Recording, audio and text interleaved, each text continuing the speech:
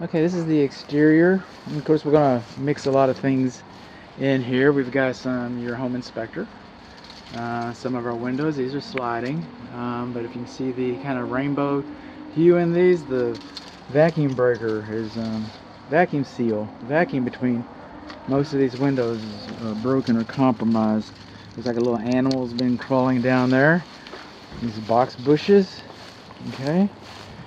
All this debris and this wood mulch. They're cut back away from the house, but all that wood mulch, this is for the wood destroying insect, the termite inspection, if you will. Right in here, we've got negative drainage coming down towards the house. And this is as good a time as any to tell you. And then of course it comes down here through a swale through your neighbor's yard, thankfully. But we've got negative drainage here. It's why all this has been built up. If you don't like the way this little planter box is set up for you, you know, you don't like that architectural feature, that detail. But when you take this out, you're going to have some negative consequences, because this is actually working as a barrier to divert the water away from the house like that.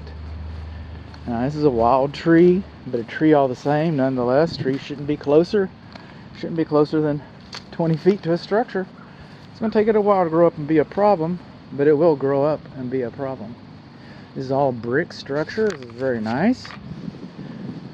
Coming along here, we got a little bit of mortar that's missing right there. Will water find its way in those holes? It sure will.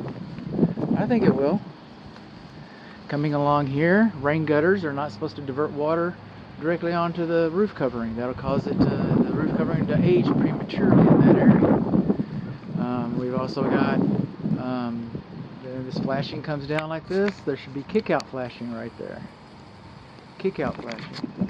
And this rain gutter is not supposed to be jammed up next to the house. There should be about 1 inch right there, and then kick-out flashing should have been installed. That's just what should have happened. And this is called a keystone, and we're missing some mortar around the keystone. And it looks like we've changed some luminaries here. We got a little bit of holes in the brickwork there that probably should be sealed. Storm doors are beyond the scope of this inspection.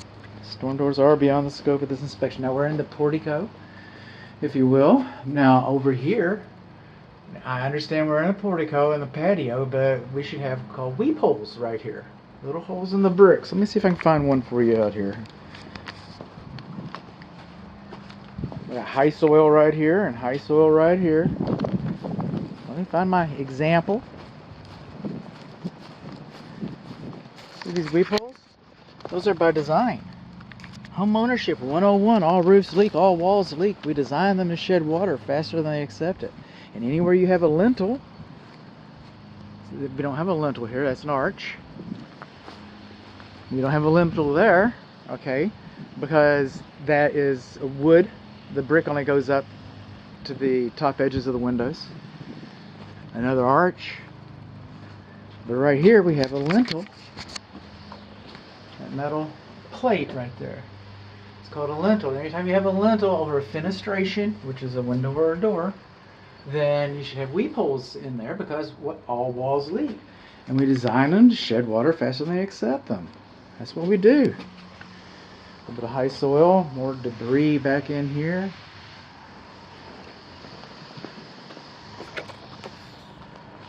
There's another rain gutter that's too close to the wall, and another place where kick-out flashing is missing, and another place where the rain gutter drains directly onto the roof covering. Moving on along, we still got negative drainage here. All this yard comes down in this direction. And again, this wall, that might not be aesthetic to you. You might not like it, but you know, its purpose is to divert water away from the structure. Speaking of water next to the structure, we've got a little pond over here. Alright, I don't inspect ponds, but that's a mosquito trap. Alright, that's water too close to the house. You're inviting termites in there. I like ponds. I got a pond. I'm a pond guy. But I wouldn't have my pond there. High soil when we're moving alongside the house. Now what's interesting about this wall is the length of it, because I'm not seeing any control joints. I There's a control joint on the other side. Don't worry. There's a control joint on the other side. I saw one over there. We're going to talk about it. But I'm not seeing any over here. And, you know, it's really beyond the scope of this inspection, whether you have control joints or not. I make note of whether you have them or not. And I wouldn't know how to tell you to add one. See this crack right in here? Okay, that's called a shrinkage crack. Some people call them corner pops. Call it what you will, but the concrete is always drying. The Hoover Dam just dried, 80 years ago, whatever. Brick, you'll never be able to measure it. It's the only part of your house that actually grows. You'll never be able to measure it. So that's always shrinking and that's always growing. These are two different materials. The thermodynamics of these materials, they expand and contract at different rates. So, and the pressure always shows up in the corners. Pressure always shows up in the corners. So as long as that crack is going in that direction, it's in the span of a hand, I don't know whose hand, that's not a foundation problem. If that falls out and you're not supporting a brick, that might be a wall problem. But, you know, as long as it's supporting the walls, termites can get up inside that little crack right there. That's going to be on your report. It's going to be on your report. But that's not a foundation problem. That's what I'm getting. You get a crack out here, we'll have a different conversation. Different conversation completely. We're missing most of our screens, and again, you can see that the vapor barriers are going inside of these windows. You can see the ghosting around there. Got a little bit of cracking and peeling paint here. This is more roof stuff. More roof stuff. But see the edge flashing right there? It's supposed to lap a minimum of 2 inches. Now, what's the statistical relevance of that? I don't know. But I do know that along this wall, and other places I haven't noticed, but most places have rain gutters. But some of these places, the drip edge flashing is not lapped a minimum of 2 inches. The electric power coming to the house is below grade. The grounding rod is supposed to be buried. It's supposed to be 8 feet buried. It's not supposed to be 7 foot 6 inches buried. And then this box should have been sealed around the top sides. Top 3 sides right there. Somebody's bugging me. This is where the gas enters the west side of the garage. This is the gas valve, like a water valve you're going to read about. As long as that's parallel with the piping, that's on. Perpendicular is off. And where is your appliances, you shouldn't need a wrench to turn the gas off. For whatever reason, that's acceptable. That's acceptable. That's your main shut-off valve. The meter is out here in the garage on the south side of the driveway, ends outside of the fence. Got a little gap around there. Now this is probably the most interesting part. Okay, we're missing a luminary. Hello, anybody home? This is probably the most interesting part. Remember when I was talking about lintels?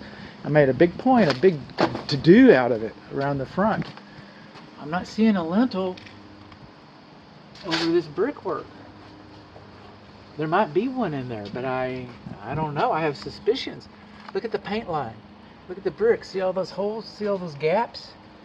The gaps in the brickwork? This is something right here. I'm telling you. You know, whatever is important to my client is important to me. All right? So, you know, if something's not important to you, well, that's up to you too. That's on you. But I'm just here to tell you that this is something. And I highly recommend that you give that some second thought. Some second thought, because it's going to come back to haunt you. That'll come back and bite you. So, that needs to be taken care of. And I'm not making anybody do anything. But somebody's going to do something. Sooner or later, something's going to happen. This is where the fence touches the ground. This exterior faucet right here, this bib faucet, does not work. I don't know why. The front one did work. Okay, we got a video of that. And there's one around the corner, and it works too. I'll show you.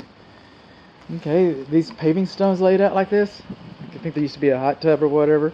Those are not dimensionally uniform. Trip hazards. I mean, you can leave them there. You can take them out. They're not doing anything. This patio cover was not installed properly. It's an amateur installation. It's big, it's robust, it's attractive even. But there's nothing about this that I can find. I imagine some of it was done right, but I'm not really seeing much in that regard. Wood to ground contact, no stands, longer than 8 feet without a post. I can't find ledger boards. Poor design, but you got a dead valley over here. This over here, okay, the pitch is too low for the type of shingles that we have, and there is no edge flashing. You can see how water is coming out over here. This is probably, yeah, this is the second time I mentioned this in the roof video. These window ledges, okay, this one right here, but especially around the bathroom. This is the main bedroom suite bathroom. These window ledges do not have enough pitch on them because all walls leak, right? They don't have enough pitch on them to divert water away from the structure, so that, to help prevent moisture infiltration into your wall system. They just don't. And coming on along, this exterior faucet, that's a tetanus shot right there. If you want a tetanus shot, just come over here and stand on that and get some stitches. You'll be alright, you'll get your shot. Right here, this faucet, you can see the water's right here because I ran this one. This one works. I don't know why the other one doesn't, but it doesn't. Weep holes, like we said. Alright, see this right here? This tells us that this is a post-tension slab. They make several types of post-tension slabs. I don't know which type this is, but all post-tension slabs, I mean, if they're built, any foundation is good, and post-tension slabs are preferred, and they have different varieties, but this is a post-tension slab, and so we know that. We know that this is the condensing unit. From what I can tell so far, this is a pretty good installation. We've got another video coming up. We sure do. Got a little bit of erosion right in here. Now this is going to go into plumbing a little bit, but it looks like it looks like there's been some history here. Somebody added a clean out. Couldn't find one in the front yard. Remember that? You'll find out. But I couldn't find one in the front yard. I couldn't find a clean out. But now we got this one that's been angled down. Somebody went into the plumbing system. Something happened here. Something happened here. This is not usually where you find a clean out. I'm not saying that that's wrong. It's good that you have one. But that's not usually where you find one. So something's happening here. Rain gutters are supposed to divert water far enough away. All this in the wood next to the house, wood bushes, all that's conducive to wood destroying insects. And this is the office study, I guess. And so that is a control joint. Except that it was open and they filled it with spray foam. That's not going to work. All that should have been cleaned out and sealed with a mastic sealer. And this is the same fence where we met. Okay, and this pipe right here. That pipe right there, it's supposed to be there. It's supposed to be in front of a window. That's your secondary drain line for your cooling system. So that if your primary drain line clogs up, you look out the window and you see that water, you know that you're going to call a technician. You know that's what's going to happen.